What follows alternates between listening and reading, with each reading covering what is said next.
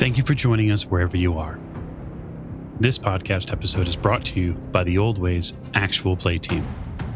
This actual play uses the 7th edition Call of Cthulhu tabletop role-playing game rules by Chaosium. This actual play is performed by adults and in an adult setting. While we try very hard to stick to language for all ages, listeners should know that this podcast may include mature themes. All content, including names, places, events, companies, and etc., that may bear resemblance to entities living or dead, is strictly coincidental. My name is Michael Diamond, and for tonight's game, I will be your keeper. Thank you for joining us again on another episode of the Old Ways Podcast. I am your keeper, Keeper Michael, and we return to Masks of Nyarlathotep in our Kenya chapter. So as we like to do at the top of the show, we'd like to thank you, the listener, and especially you, the Patreon supporter. If you'd like to check out what we have to offer, you can at patreon.com/theoldwayspodcast. And a special shout out to all of our new YouTube subscribers. So thank those of you who are subscribed to us on YouTube and are enjoying content there. We'd like to say a special thank you. And then if you mention in this episode that you've subscribed in the comment section on YouTube, I might send you something fairly fancy to one special listener. And now I'll turn to introductions, which begin to my right. This is Tiffany, and I play Meave O'Shea, and I think we're still on the burning car. Yeah, I mean, burning is relative. Conflagration, possibly. I'm sure it'll all get sorted out. There won't be a problem. To Miss O'Shea's right. This is Morgan. I play Lillian Lane, and I'd like to thank the Patreon last episode that, stopped me from becoming a crispy critter with the empowered hand of fate. So thank you. And it's a hot time in the old city tonight. And there's not even a city nearby at the end of the table. This is Jake. I'm playing Jack Doyle. And no, we managed to get off the burning car and release it to its utter demise. Did it get released? Yeah, I'm pretty sure. I don't think that second strength roll get made. It didn't get made yet. No, so then it's I'm still going to burning. have to do that. Yeah, can't wait. To Mr. Doyle's right. This is Lonnie, and I am playing Robert Drummond, and I'm spending a lot of time in bathrooms lately. I don't know why. Incontinence, it hits us all at some point, Robert. To Mr. Drummond's right. This is James. I'll be playing Dr. Sigmund Tuttenbach, and I will help. I can't wait to help Jack set a fire. Not set Jack on fire. No. Have you been drinking, Doctor? Always. And last but certainly not least. This is Alex playing Saint-Laurent, for whom the wrong train has often led to the right place, but anything can happen when it's set on fire. Yeah, and it has been. So to recap from our last episode, the first class car, which once was the, we'll just say, height of opulence of the train from Mombasa to Nairobi, is, it's going up, it's having a facelift, thermodynamically speaking. That said, recently, one of our investigators, Sam, has breached the train window and has gone and has spied up ahead a figure which seems to be standing on top of the train, their dark clothing ripping around in the wind, and the rest of the investigative party is trying to sort out how to keep themselves from all burning down, I guess, as this conflagration continues.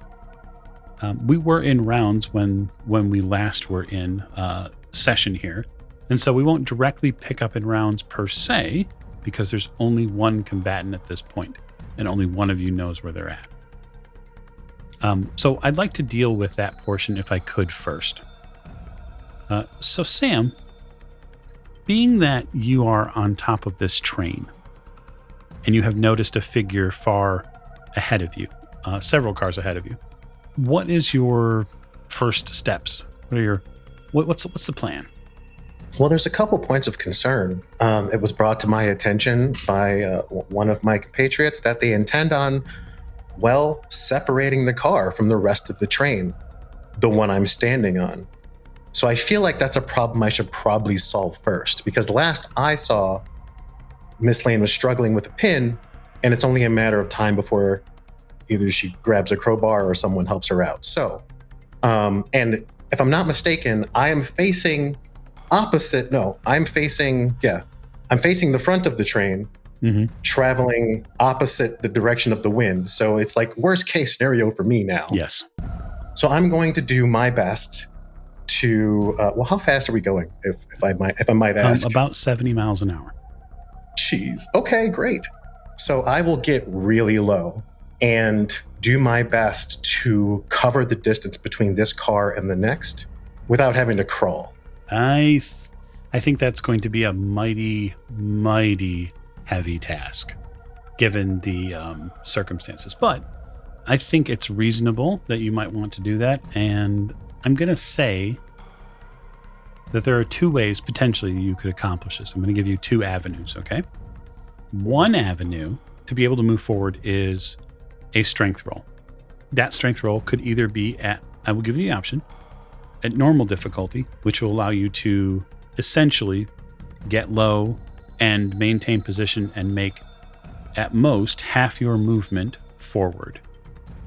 The other would be a hard strength roll, which would allow you to sort of exert the full physical capacity you have to make up a car's worth of distance and put yourself in position where you could at least be able to close the distance on said person. Not get there all the way, but close distance. Sure.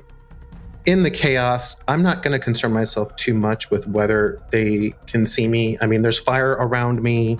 I'm a moving figure. Like, stealth isn't really the option here. It's more about survival. And I'm going to presume, because to not presume would make me feel very sad, that they are going to have as many difficulties up here as I am. Hopefully they're focused on their task, considering I believe the fire vampire was headed back in that direction, which is likely not part of their intention. So I'm hoping they're dealing with that. You said it had to be a hard strength roll to cover the car distance? Yeah. You know, let's go for it. We're going to go for, I'm going to assume again that my compatriots are competent and this car is going bye-bye. So I need to be off of it before I get left, I'll say behind at the very least. Right, you have to clear the first class car, the dining car, and then get to their car. Yes. No small feat, but I just need to get off this car first. One thing at a time. Certainly. Since I'm not crawling and I'm being brave about this, or foolish, whichever way you want to describe it, my hands are free, right? Oh, certainly. So as I'm running, I would like to reach into, basically reach to my belt at my back, and I would like to withdraw two roughly foot length, I believe they're scepters. And as I'm running, I will cross them in front of me. Okay. And I'm going to make this roll. So that's a 37, which is not a hard success for me under my 55. Yes. So I can spend luck though, right? That's an option. Certainly, it's an ability roll. Yep. So I would like to spend 10 luck, if I may. You may.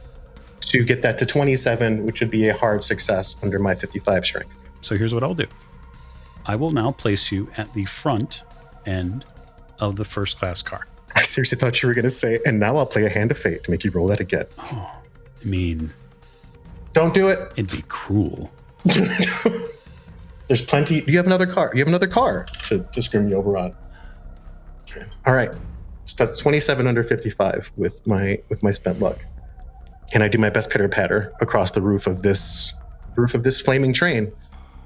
So that is something that anyone still in the first class car would hear. You'd hear the pounding on top of the car as someone continued forward. Now I'm going to flash back into the third class car with you, Mr. Drummond, having found that cut hole and seen that flame sort of begin to come overhead of where you're at. What are you doing? So like when you look up, you see a flame that comes from what you believe would be the third class car and the dining car area. It comes back overhead towards the front of the train. And it is this angry skull, multi-eye faceted skull that moves through here. I would like to quickly shut the door and start heading back the opposite way from where the fireball came from. I'm going to assume that wherever it came from is where it was summoned from. So the summoner must be that way. Okay. You head back into the dining car then. Yep. All right, very good. Position check then for you, Mr. Doyle, and then you, Maeve. There's a fairly large pack of people in here, and if memory serves correctly, you, Miss Lane, were still trying to yank the second pin out, but had not been able to. So is that something you're going to continue to do? Well, I was going to call for Jack to come help, because I think Doctor tried. So I was going to call Jack. Call him. Hey, Jack. Yeah, I'll be right there. Can you help me with this, please? All right, I'll try to pull the pin. Okay. With Maeve? No, I put her down. Okay. All right, so you put Miss O'Shea a little singed from the encounter with the fire vampire. You put her down like on a bar stool in the dining space, and then turn and head back towards the car coupler. Doctor, you're watching this sort of exchange, and when Maeve is brought in, it's fairly clear that she has been, we'll just say, roasted a little bit, perhaps over an open flame. Doc really hopes that doesn't make his stomach involuntarily gurgle with hunger because he hasn't had a chance to eat yet. And well, that would say a lot about his shift in character. But otherwise, he sets to work medically attempting to at least wrap and stop the pain of Maeve's burns. If he comes over to do that, then I'm just going to grab him by the hand and run towards, I'm trying to get to where I saw the fire vampire go. Right. Like, work on the run. Okie doke. Okay, so the two of you are heading up, and the doctor's trying to assess your medical condition as you're like, continuing to sort of run through your burn wounds that you've taken. Very good. Very good indeed. Okay. So your spell work, your command, right, only lasts for the briefest of moments. Yeah. It's a diversion at best. Right. Which seems to have, at least for the moment, functioned. Right. Sam, you get clarity on this question shortly thereafter. And that is when this ball of flame does a 180 in air and sort of spins and then begins heading right back. Oh, hello. And so it was in third class. It will move to over. It's positioned now over the dining car. So are you saying that it's coming right for me? I am. But what I'm going to do is give you a spot hidden roll at hard difficulty. You're a little distracted. I am. Let's say 52 out of 85. A hard success would be a 42? Yes. I don't want to spend another 10 luck. That's okay. I will fail.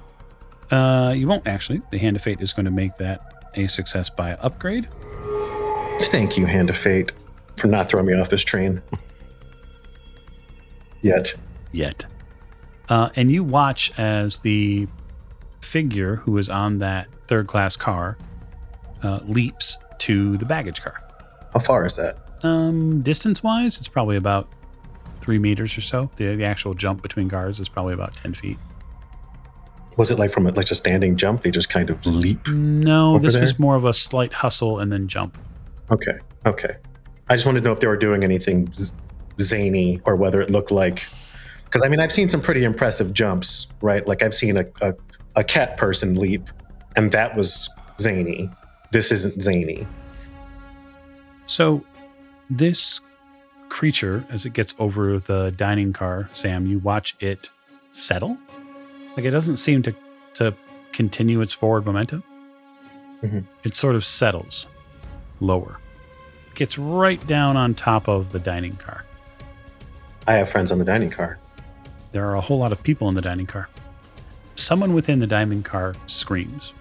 And those of you in the dining car, which would be Doctor and Maeve as they pass through it, and then Robert as you're coming back into the dining car, you realize that the top of the dining car there's a big black circle that's beginning to appear. as if something's burning. Like something's burning on top of it and melting the roof? Yes, sir. From the other side? Okay. He begins to usher people out of the dining car, away from the spot, away from this burning area, because it's going to melt through and drop down on them. So there's a fire. You must all get out of here. There's a fire. Okay. You draw people's attention to it, and the first thing they do is panic. Well, yeah. Can I shout at it? You can't see it. That's the problem. Oh. If I lean out the window, can I see it? You don't have the angle. Now, if you were to get out a window and then climb onto the top of the train. I'm not that dexterous. I mean, let's be honest, though. I doubt your ass would fit out a window. I would Winnie the Pooh that shit. 100%. Jack, if you'd like to make a strength roll to decouple the first class car you serve. I would indeed. Oh, that's not good. What you got there? 91. What is your strength? 60. Okay, so because the value of your strength is above 50, it is not right. a fumble, so you're okay there. It is it's a failure. Right, clearly. right. I think I'm going to push it. Yeah, I know it could be really bad. Okay, for so me. a couple of things. First, tell the audience how you're going to push it. Then, as a reminder to you, the player, failed push rolls are... I am going to brace both my feet. So this will go really well if I fail. And pull with both hands. That is a 42 under 60. Okay, so that's a success. That's a successful push, which is good for you especially. You pull as hard as you can. Something in your lower back twinges a little bit, but you find a way to pull through it and pull through the pain. And you hear sort of this grinding, grating metal sound as the pin finally comes loose. And so now the two security pins have been loosed, and so the actual uncoupling can begin. It will take physically separating the car, but it can be done. Right. Yeah. That's going to be my next goal. Wunderbar. So I guess we'll go back to Sam, who's clearly making a way forward. This car, as you can see down from your position, Jack is uncoupling this car. Well, that's that. So everything is going according to plan, it seems. It does seem. But it does mean that you need to get off this car, likely this round. I do need to get off this car. So I have two options here. I could attempt to clear the gap and stay atop the moving train, or try to make it past Jack into the dining car. Yes. Maybe if I dove past him, I might make it. Either way, I'm jumping for my life here. I think you are too. Right? Yeah, I think we're jumping. So likely going to be a hard jump roll given conditions. Yeah. There are no fun rolls left. No. All right. So Bass, protect me. I make a leap of faith, and I'm going to try to clear it and make it to the other side, and stick the landing. Okay.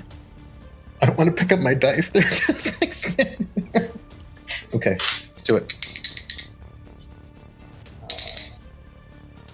That is a 7 out of 77. Ooh, very good. That's an extreme success. So I'll rule this. You step back a couple of steps. You keep the scepters up, which is really important. That is what your extreme will give you, so you don't lose your defense this round. And you clear the space and land in a roll on the dining car, which is beginning to be set on fire. Of course it is. Why wouldn't it be? Right. Yeah. Right. Does the fire demon vampire ugly monster seem occupied? Well, it was until a sound nearby clearly brought its attention. These things happen. They do. I'm satisfied. If I fail every roll from now on, I'm okay. I would like to test the veracity of that statement. And I'm going to do so shortly. Lillian, what are you doing? Now that Jack has pulled the pin. I was going to say, I was watching Jack be a big, strong man and pull the pin from the train car. Do I see I'm assuming I don't see the fire demon on top of the dining car. You don't, because you can't visually get there, but you do see the ceiling of the dining car and the people reacting to the darkening textures that it's taking on. And then Sigmund telling people, hey, get out of the car. Well, then I'm going to go back to the barkeeper or whomever at the dining car and see if there's more water so we can take it with us. Yeah. No, he actually gives you a bucket, and he says, I put water and ice in this. It's for champagne, but... Thank you. Yeah, you might want to get out of this car. So I strike that. I'm not going to move towards the next car. Is there a ladder on the back of the train car? The dining car? Give me a luck roll. I got a 31 out of 77. Hard success. There absolutely is. Great. I point at the ladder to Jack because he's still standing at the entrance, right? Yeah, it looks like he's grabbed onto some of the steel railings that are back here. It looks like he's getting ready to push to try to push the cars apart. Yeah, I tell him Sam is on top of the train, Jack. I'm going to go up there, and I have my bucket of water. You're what? I'm going to go on top of the train. Sam's up there. I've got water. Do you want to come? We'll try to save the train here. This is the second time that someone's trying to save someone with a bucket, which I think is fantastic. Mm-hmm. Doctor, your legacy from China lives on. Buckets, what can I say? It's handy. Okay. Lillian, you're going up the ladder? Yes. I'm assuming that's a climb roll. No, not at all. Oh. No. You have railings. You have everything you need to support you. And you have your dex is what, 90? It is. I think you're agile enough to go up a ladder. Great. I will say that once you get to the top of it and you begin acting next round, you'll be under certain constraints. Okay. Yeah, you'd get up to the top and you would see Sam come standing up into a position and looking ahead towards this ball of fire. Mr. Drummond, you head back and you're now sort of in the dining car trying to get around people who are trying to get to the third class car now. Yeah, I'm going to step to one side and let them pile through. Yeah, they do so. I'm keeping an eye on the roof. That doesn't look good. Is the roof covered in flammable material on the inside? The car itself interior is made out of wood. It's reasonably nice wood in the dining car. It's not opulent by any means, but It's quite flammable. oh yes, it's made of a flammable material. The other thing that sort of probably taps into your brain is that the dining car is where all of the alcohol is kept. What I'm going to do is I'm going to run back behind the bar. I am going to attempt to find beer. Okay. And I will start trying to basically chuck the beer at the ceiling to at least wet the wood so that it doesn't immediately catch on fire. Yeah, I think that's reasonable. So you pass the bartender who was behind the bar and you get into the bottles and begin finding beer bottles. Yep. And throwing them and shattering them against the ceiling. Yep, There's no roll for it. It just adds to the chaos that's going on. that's fine. And so there's now sort of this beer shower that's being put on by Robert. You're not certain if it's effective, but It's a good college mixer. yeah, absolutely. All right. Sam, you rise to your feet with those scepters in front of you just in the nick of time as a blast of energy comes at you. Oh my. You are going to make me an opposed power roll.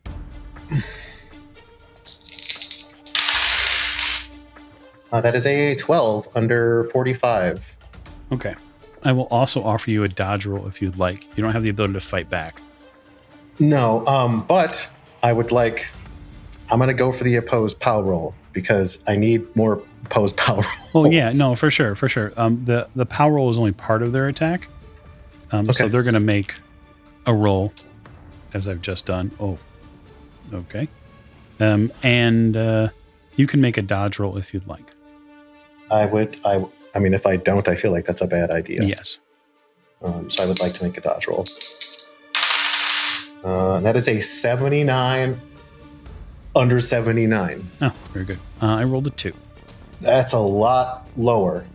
Yes, that's an extreme success for them, although they don't get any bonuses for extreme die rolls. That's good. That's great. Good for you. And so, you do succeed on the POW roll, which means that the magic draining effects that fire vampires have does not affect you. Well, that's good. This is a mystical attack, which is exactly what those scepters are made for.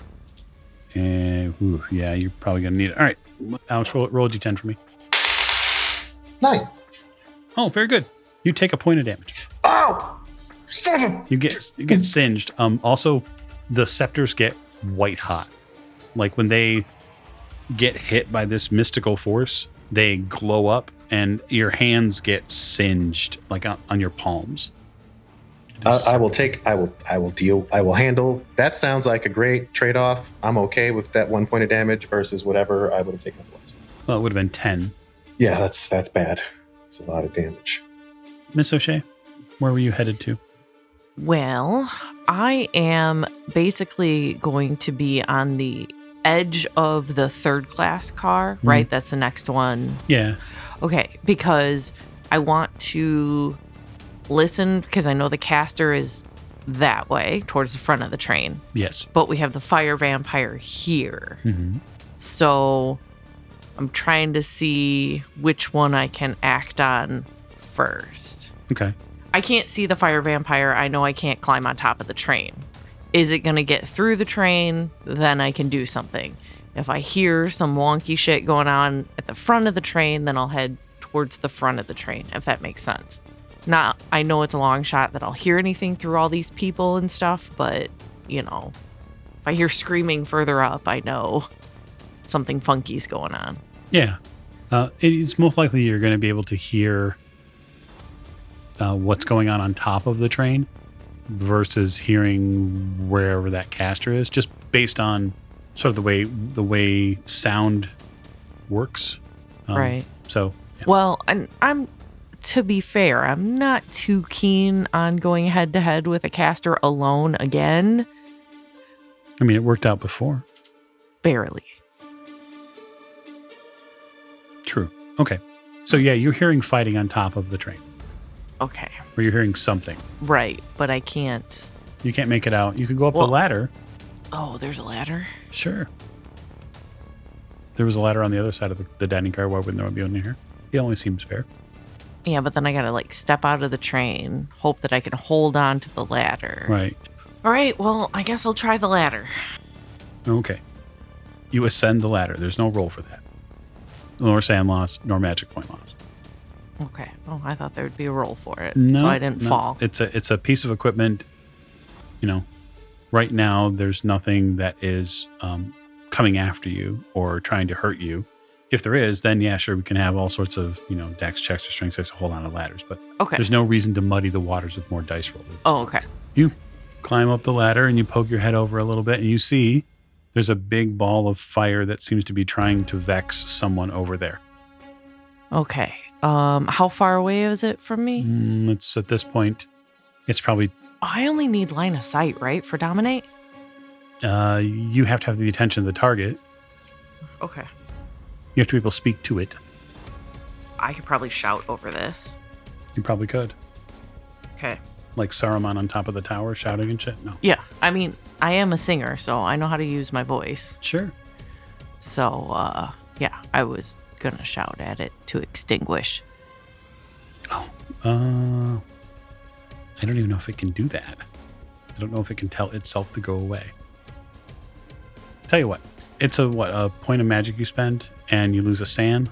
Yeah, no, it's 1 magic point, 1 sand, and it's a opposed power roll. All right, so make me an opposed power roll. You're going to get up there and start shouting. Pow! That's a 58 out of 83. Yes. You shout, and it turns, and it flares like really bright for a second, and doesn't do anything other than that. but you've gotten its attention, Oh, great. which is a fantastic thing. Jack, I'd like a strength roll from you if you're going to decouple these cars. I am.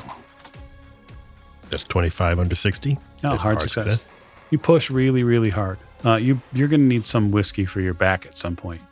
But you decouple the first class car, and it slowly and sort of, as a funeral pyre would, it slowly begins to move away as the train continues its run. Good Lord, I'm getting too old for this. All right. I'm going to do Alex, and then I'm going to do Morgan. So Sam, and then Lillian. Okay. Am I aware that? Okay, so this thing just struck at me. Yep. And tried to dodge, and then took a hit, and then. So in all of my wheeling, am I aware of the fact that Lillian is also on this car with a bucket? Somebody is behind you. You know that. Okay. Then I will. I guess I'll look over my shoulder because I don't like being surrounded. It's Miss Lane with a bucket. Okay. She has a very determined look on her face. There's not a doubt in my mind. And this thing turned? Like it's looking past me? You heard a voice on the wind. Mm-hmm. You're not sure what it said, but it's definitely a loud voice. It has, we'll just say, amplitude. Okay. Then, so question about the scepters. If I keep using them, do they keep working? As long as you hold them in front of you, they Okay. continue to defend you. Okay. Then I'm not putting them down. Keep in mind yet. that Yes. that's a D10 of defense per round. Sure. Okay. Right? It's not per attack, it's per round. Okay. So big difference. Sure. Then I will, I guess, nod at Lillian in agreement with whatever plan she happens to have.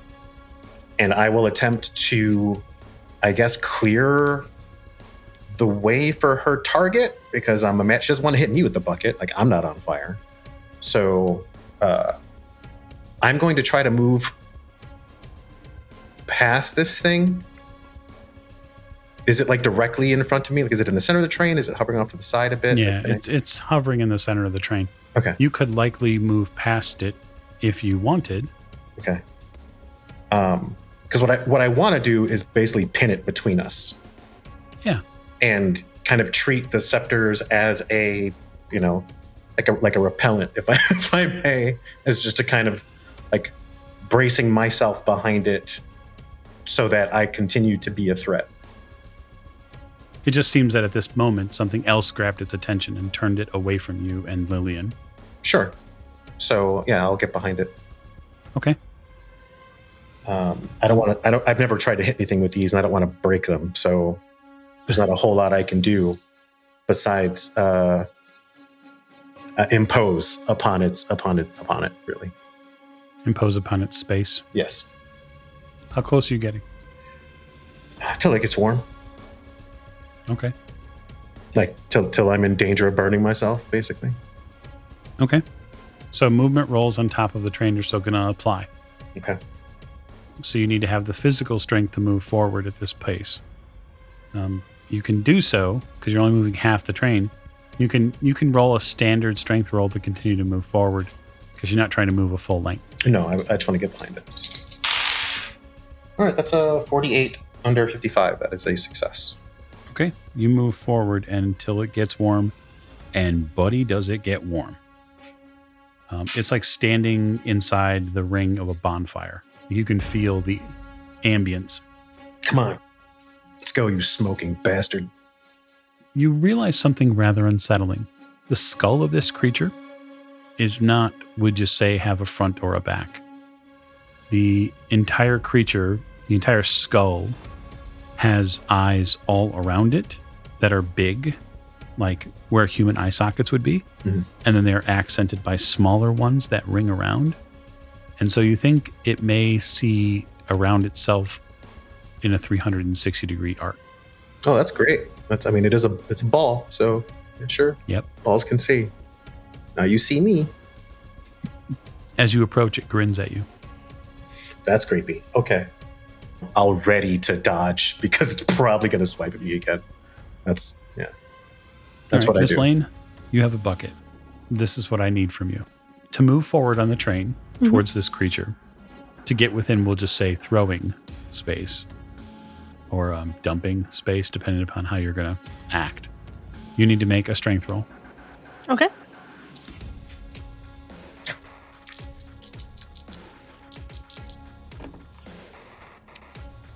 I got a 25 out of 30. Okay. So you succeed. You can take half your move forward, which will get you into the threat radius of this nasty ball of flame. And then I would like to know how you're going to utilize the bucket. How low to the top of the train is the ball of fire? It's about 3 feet off the, Okay. we'll just say the deck. That's the best way to put it. Then I am going to use 2 hands to grip the bucket and toss the entirety of it at. How many feet away am I from this? How close are you getting? Let's go with 6 feet away from it. Okay. So what I'll do is I will give you a hard dex roll for it. And this is the part you won't like. And that is I'm going to put you at disadvantage for this roll. And the reason why is you are on top of a train, which is traveling at 70 miles an hour, and you are throwing water into oncoming wind. Okay. So excited. I don't need to spend luck because I got a 28 out of 90. Ooh. Okay, so that's a hard success. And so I will say that your bucket of water. Okay, so roll 1d3. I got a 1. Okay. You splash this thing with a bucket of water. It sizzles. Is it still on fire? Oh, yeah. Oh. I start backing up a little bit after that. I mean, did I make any dent in it other or no? Well, I mean, you It hit got it wet? with water. You also coat yourself in water as all of that spray comes back at you. I'm a little that's a protected now. plus. It is. Yeah. That's the second time she's wet herself today. Yep. That's, It's so true. we're continuing our wet t-shirt contest. Yeah. So I start backing up from the great ball of fire. Oh, we'll get to that. Promise. Oh, okay. Promise. You don't get to back away just yet. So, Robert, your work with the beer bottles seems to have done something because the ceiling isn't continuing to smolder at this point. You feel pretty successful, to be honest. Okay, so I'm going to assume that I also... Did I see Jack decoupling the other car? You did. He's probably coming back in, or at least he's in the doorway there at the back end of the dining car. I didn't see Lillian. No, you have not seen Miss Lane re-enter the dining car. Jack, Drummond, where's everyone? I think they're on the roof. I want to try something stupid. I'm here for this. Tell them to hold on. Oh, okay. I yell up, hold on. Because I wasn't before. All right, you scream, hold on. Where are you going? What are you doing? I'm going toward the engine. Okay, so you're going to go towards the third class car. Yep. All right, very good. Doctor, Miss O'Shea, you tried to stick with her as best you could. She decided to go up a ladder. It's not really giving you the greatest, most effective method of doing first aid, so you haven't been really able to make any rolls there. You have helped get a lot of people into the third class car. And it seems like for the moment, Mr. Drummond has stopped any sort of conflagrations here in this car. As I'm herding these, as Doc's herding these people along, we're heading away from the engine, yes? No, technically you're heading towards the engine, Fantastic. but Okay. you're heading, you've headed away from the burning first class car, Yes. which is now a sweet, sweet memory. Right. Okay, so we are heading towards the engine. All right, then Doc, once he gets the people out of the immediate harm's way, and since Meave has decided to remove the attention that he was, or the object of his attention, he is going to continue to press forward towards the engine and the firebox area. Mm-hmm. He needs to talk to an engineer. They need to know that there is a distinct possibility that their train is on fire. Okay, yeah, so we'll say in the interim time, you have made your way through that third class car. and you have gotten all the way to the breach between the third class and the baggage car. Because you've had a little time. Yeah. Go ahead and give me a spot hidden roll as you get to that door. It is a hard success, 36 under 80. Fantastic. So you get to that door between the third class and then what will be the mail or the baggage car. And in the mail and baggage car, you see that window. You see a man's body pressed against the window. His throat has been cut and he's bleeding down his train uniform. And you see that half of his cheek and jaw have been ripped open and sort of exposed what is now an empty cavity where likely his tongue was once kept. Doc makes a definitive note that a bloody tongue has been removed from this man. Can he make his way into the car past him? Or is he jammed up against the door? Well, I mean, he's pressed against the door. You're not sure what's keeping him there, perhaps body weight. Can Doc throw his shoulder into it, try to, not slam against it, but, like put all of his weight against the door and push as hard as he can, try to get leverage against it? Yeah, absolutely. You press hard and the door finally gives. His body collapses against the floor where the steamer trunks were or are. The floor area here, of course, in the mail car is coated with blood. And Octaliba. There's a sort of strange and sickening symbol that's been painted into the floor here. It's a symbol you've seen before. I was afraid of this. Is this looks like a summoning symbol? Or is this more of like a group affiliation symbol? This is more of a group affiliation symbol. It's something you saw in New York. Yeah.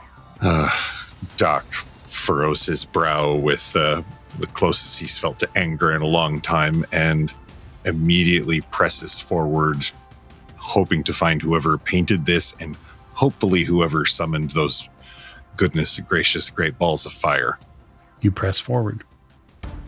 Back atop the train, Miss O'Shea, it looks like Lillian hit it with a bucket of water. So it's going to turn. It has turned a little bit. Okay. Then I am going to yell at it to freeze. Okay. Here we go. Oh, sweet. That is a 16 out of 83. Successful power roll. And so you feel your will press down back on this entity. And Sam, since you're the closest, you and Lillian, I suppose the two of you would also notice at the same time, you see it freeze, like in place. The wavering in its body doesn't move, and you can see it just standing there or floating there. He's waiting patiently for me to give him an action. See? But I'm not going to, because I'm going to give Jack an action first. Well, see, I'm not going to climb up on top because there's plenty of people up there already. Mm-hmm. I guess I'm going to push my way forward. Into the third class car? Yeah. Okay. So you follow Mr. Drummond, and you two get into the third class car. This is now where most of the concentration of the passengers are. This is basically the first class passengers have pushed themselves into the third class compartment. And now this car is packed with people who are scared. Some of them are wet. Some of them are singed. Some of them are just in a terrible, terrible way. And you can see at the far end of the third car, you can see Dr. Tottenbach push himself into the mail car. You can't see the rest of the scene that he has, but that's where you're at. What you doing? That's all I'm doing is pushing forward. Okay. You press forward in the third car. You're both there for the moment. Sam. Well, we've been provided an opportunity to try to dispose of this thing. I don't have a bucket. I have a couple sticks, but I also have some other stuff. So I will seize the opportunity. Using kind of the opposite hands, I will push up my sleeves on either side and flip my gauntlets into place. And I'm going to dig into this thing from behind. Okay. So here's how this is going to work. And this is sort of the interesting part, given that it's a melee weapon. Since Miss O'Shea has frozen the target, it has no opportunity to dodge, right? So you're going to get a roll, a fighting brawl roll at advantage. Awesome. Because it can't dodge. Okay. So does that mean I can opt to use both then? You'd have. What are you going to do with the? What are you going to do with the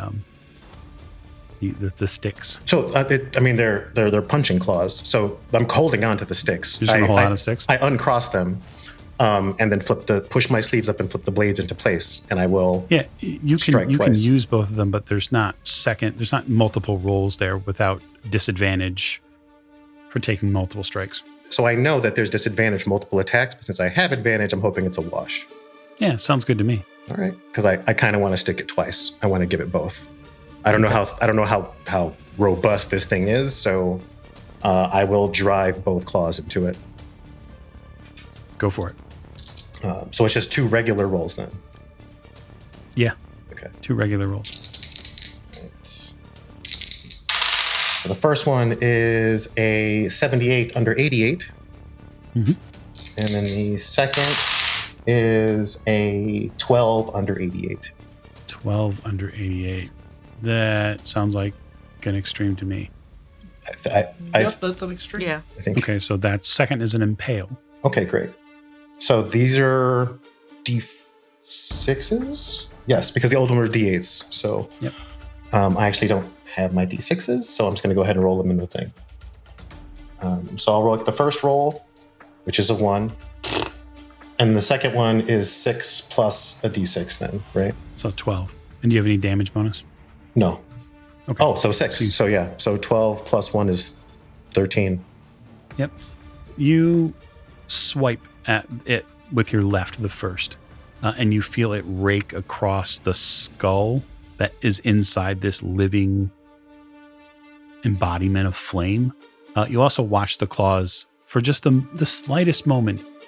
You watch it change color, like it gets temperature-wise. You see it move from orange to white, and it sort of rakes off the top of the skull. And you reposition the right, and you come in with a hook, and you puncture the center portion of this skull, and it cracks down the center. Now, the both of you need to make hard dex rolls as it pops. Why won't you just die? My 48 does not get me a hard success. I need a 37, so I would like to spend 11 luck. Feel free. Because I'm not pushing rolls on top of this train. And Miss Lane? I got a 93 out of 90.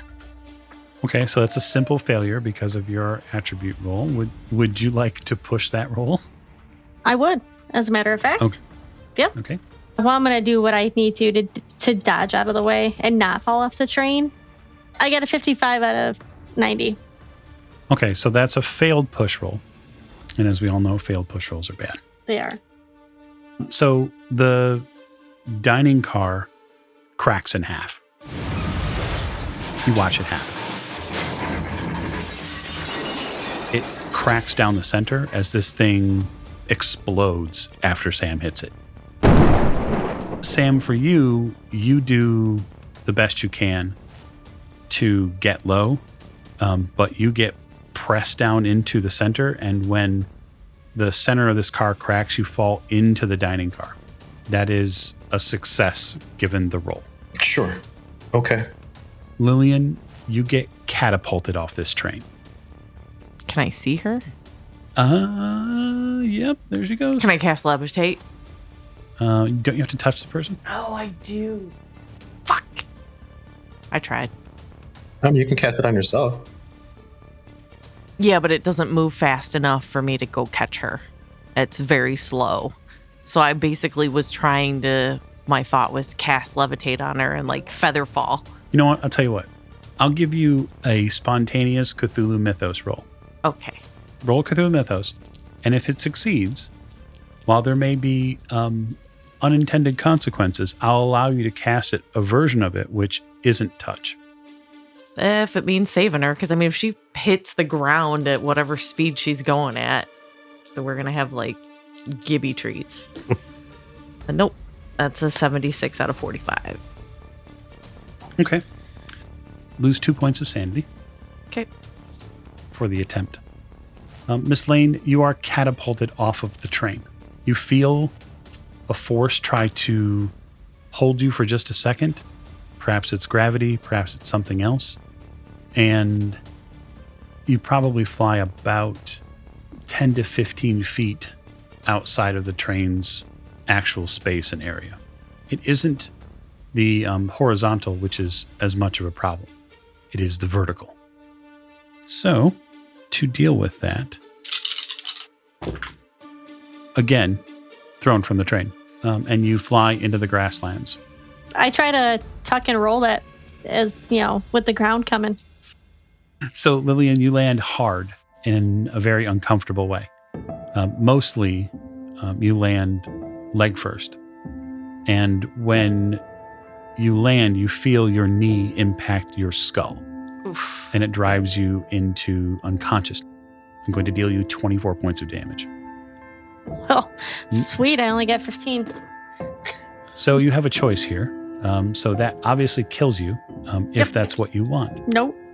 You can choose, if you'd like, to spend all of your luck and avert death.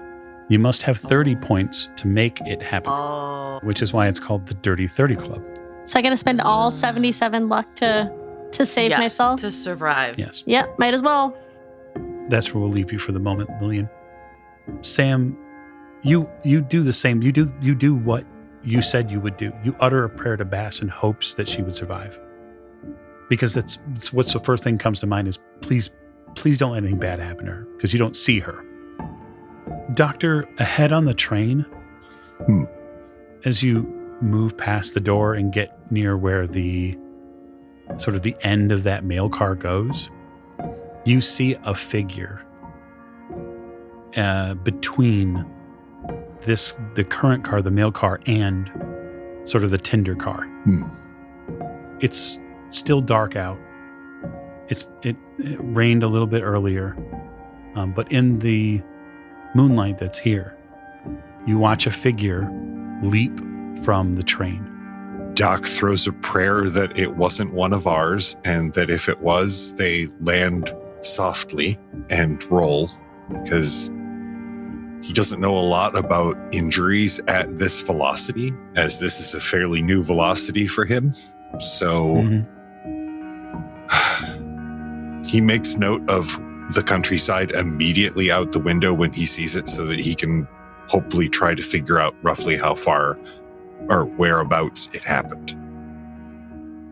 Wonderful. And I think that is a perfect time to end. So thank you so much for joining us on this episode of Masks of Nyarlathotep. We greatly appreciate your listening ears. Thank you, and good night.